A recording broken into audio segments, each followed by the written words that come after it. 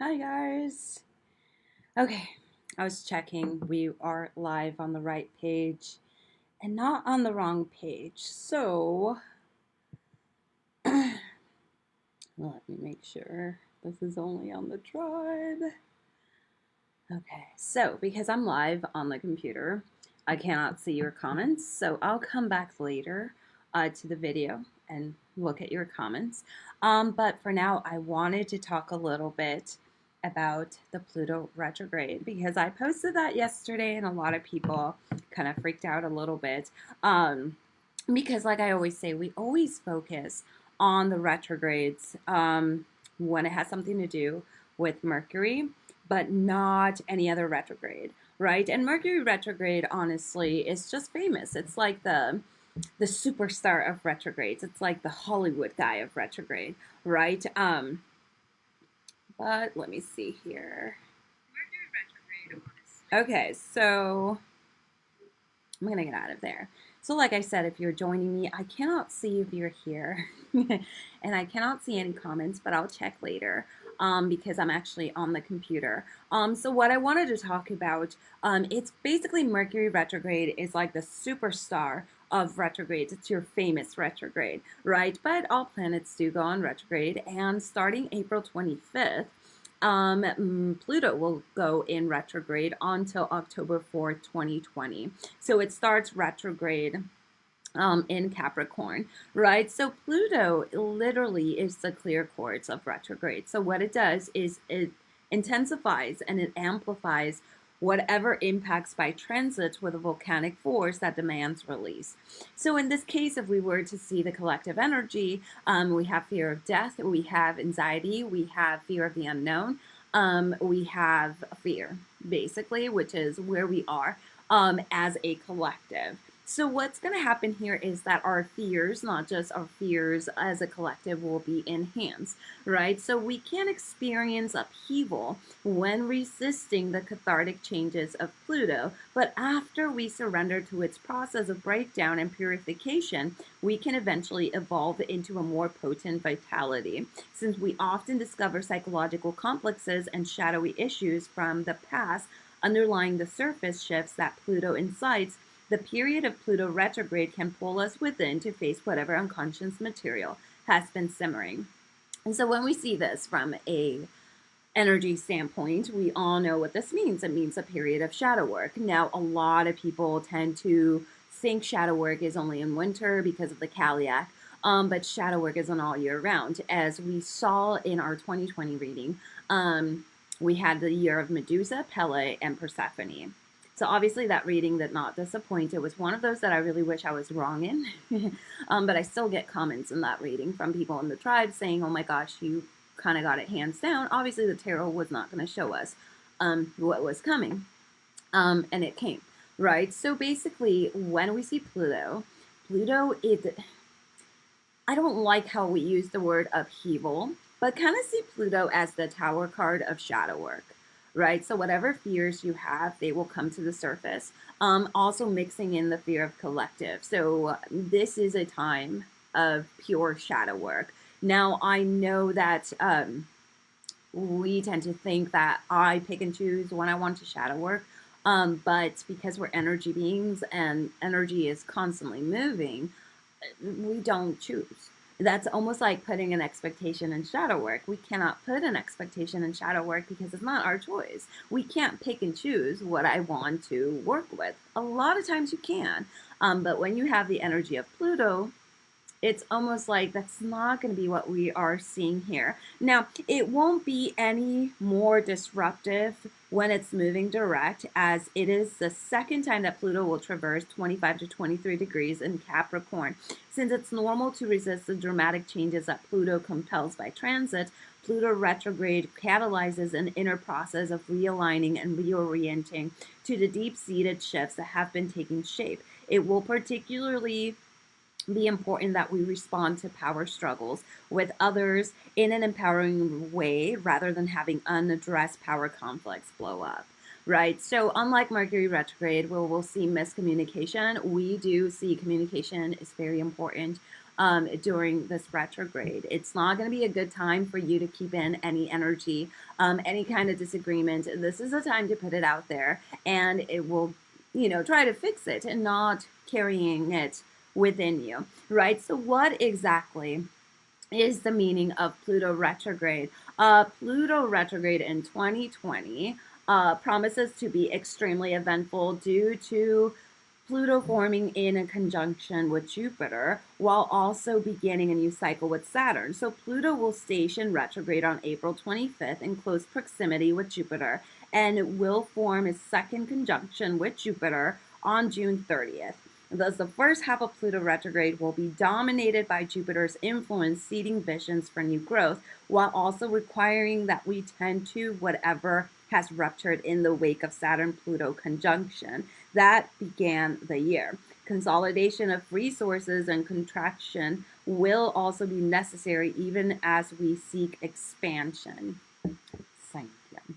Right, so seeing this, it will be the most chaotic period of the Pluto retrograde will be from August to October.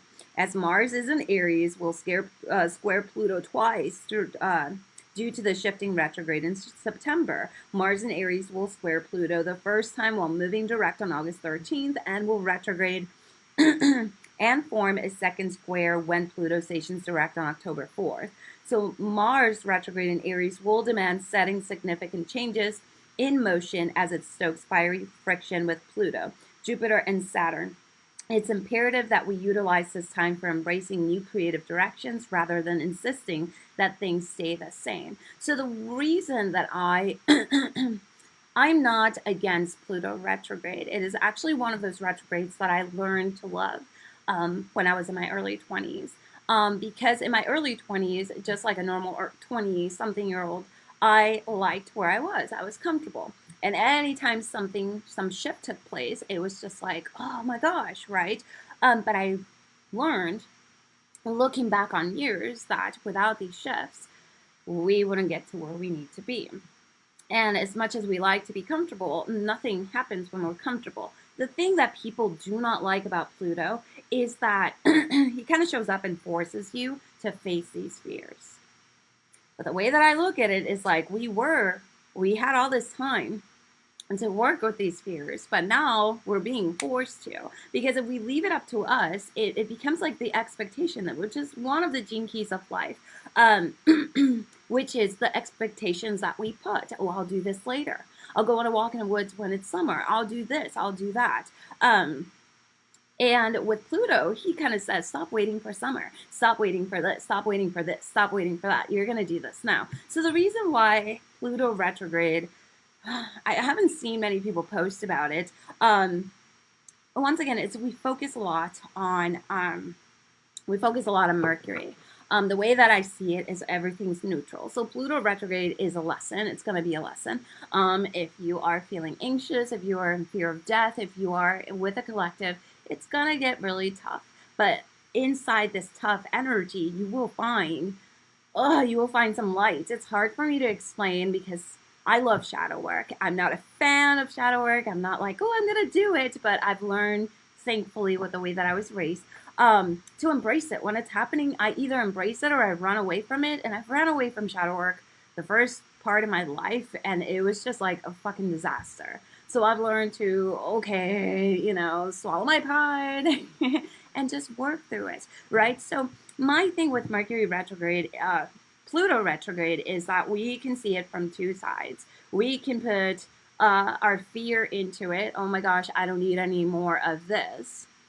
But that is our ego talking. Our ego constantly says, I don't need anything else to happen to me. I'm already have enough. I already have it up to here, which is okay because we all have an ego. But in energy work, we don't get to call what we need and what we don't need and what shifts happen and what chaos happens, right? So we see it from two.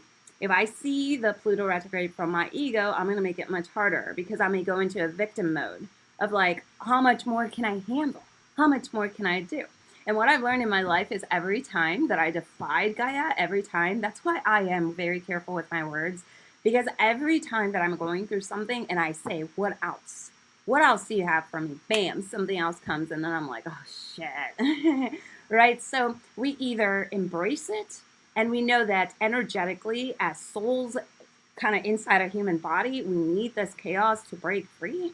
Or we're going to see it as a victim position, whereas I don't need anymore. I've had enough. Haven't I had enough? Blah, blah, blah.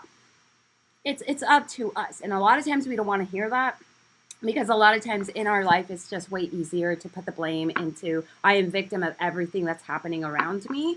But that's not true, right? Because I've seen people that have, it's like the rising of the phoenix. They have gone through hell, and I see them now, and I'm just like, holy shit. If this person did it, there is no reason why anybody else can't. And that's just me, and that kind of pisses a lot of people off sometimes, because I don't believe in the victimhood. I don't believe in being a victim. I don't believe in giving up because we're thinking I'm doomed. I am a person that I believe I'm fucking doomed right now, but I'm going to do something about this, and I'm gonna fucking just keep moving on, right? So hopefully that kind of helps understanding Pluto retrograde. It's 2:22, you guys. It's 2:22. Let's take a screenshot. Oh, I see a comment. Hi, Dawn. Dawn is here. Okay, guys, I'm gonna have to go do this really, really fast. Which I don't want to do it fast, but I was posting 2:22. We're going to do this really fast because my computer is dying. I just finished recording part of the shadow work classes, and I do, not the shadow work classes, the Gene Key classes.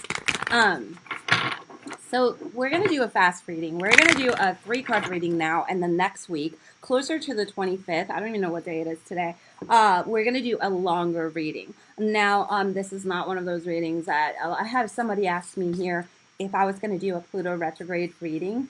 As a collective, like the ones that are $10, I said no, I'm just going to do it like in the tribe, because I'm just going to pull out 3 cards. Hold on. Because I'm not bringing in a Pluto retrograde reading, because my schedule does not allow it. I am fully booked to September, and I'm about to remove my express reading, you know, the ones that cost a little bit more if you don't want to wait that many months. I'm going to have to take that out of the shop because I honestly don't have an opening for anything extra. So this is kind of interesting what we're seeing here. And I'm going to pull them up here. I don't know if you guys can see them because I cannot see I cannot see the video or anything. The first card that we have is interesting because we have the 4 of Rods in reverse. So seeing this as a Pluto retrograde energy, you really have to work on staying connected with people. When we see the 4 Rods in reverse, what this shows is it's going to be a hard time. And you guys know, I wish I could tell you Pluto retrograde is not as dramatic as they make it sound. It is going to be a hard time that's necessary for our growth, right? But a lot of us being introverted, or a lot of us being there for other people, we tend to close ourselves off.